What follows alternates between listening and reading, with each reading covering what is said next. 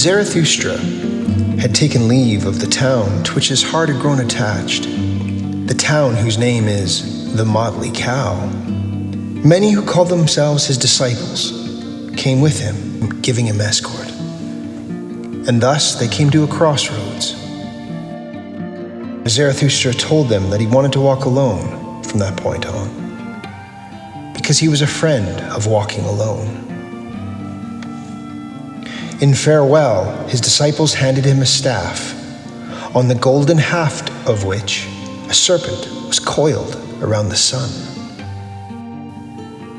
Zarathustra was delighted with the staff, and he leaned upon it. Thus he spoke to his disciples. Tell me now, how did gold get to the point where it has the highest value? Is it not because it is uncommon and it has no utility, yet it's luminous and mild in its luster? Gold always bestows itself. Gold assumed the highest value because it's an allegory of the highest virtue. The glance of the one who bestows, yes, that is gold-like. This gleam of gold, it makes peace between the moon and the sun. The highest virtue has no utility, and it is very uncommon. It is luminous and mild in its luster, just like gold. This bestowing virtue is the highest virtue, just as gold is the highest metal. Yes, I divine you well, my disciples. You are striving, just as I am, for the bestowing virtue. What would you have in common with cats and wolves? This is your thirst, to become sacrifices and bestowals yourself. And so, you thirst to pile up all riches in your souls. Insatiably, your soul strives for treasures and jewels, because your virtue is insatiable in wanting to bestow. Yes, a bestowing love has to become a predator of all values. But holy and whole do I call this selfishness. Because there is another selfishness that is all too poor, this starving selfishness. It always wants to steal, this selfishness of the sick. Like a thief, it looks at everything that shines. With the greed of hunger, it measures him who has plenty to eat. And it is always skulking around the tables of those who naturally bestow. Yes, sickness speaks from such desire, an invisible degeneration. This thieving greed speaks of the sickly body. Tell me, my brothers, what do we consider bad and worst of all? Is it not degeneration? And degeneration is what we always suspect whenever the bestowing soul is lacking.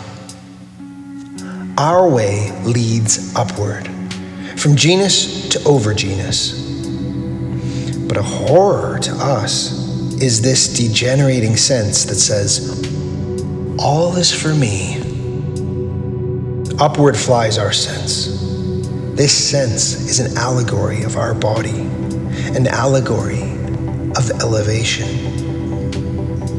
The names of all the virtues are allegories of such elevation. In this way, the body has gone through history, becoming and fighting. And the spirit, what is that to the body? The spirit is the herald, the comrade, and echo of the body's conflicts and victories. All names of good and evil are allegories. They do not express, they only hint. A fool is he who wants knowledge of them. So pay heed now, my brothers, to every hour where your spirit wants to speak in allegories. There lies the origin of your virtue. Resurrected and elevated, then, is your body. With its rapture, it delights in the spirit, so that it becomes creator and evaluator and lover and benefactor of all things. When like a river, your heart surges broad and wide, a blessing and a danger to those who dwell nearby, there lies the origin of your virtue. When you are elevated above both praise and blame, and your will would command all things, this will of a lover, there lies the origin of your virtue.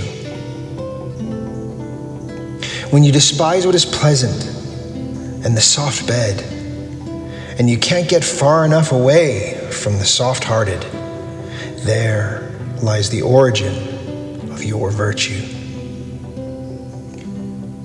When you are the willers of one will, and this turning of all need is for you called necessity, there lies the origin of your virtue. Yes, this is a new good and evil. Yes, a new and deeper rushing, and the voice of a new source. Power it is, this new virtue. A ruling thought this new virtue is, and around it a clever soul, a golden sun, and around this sun the serpent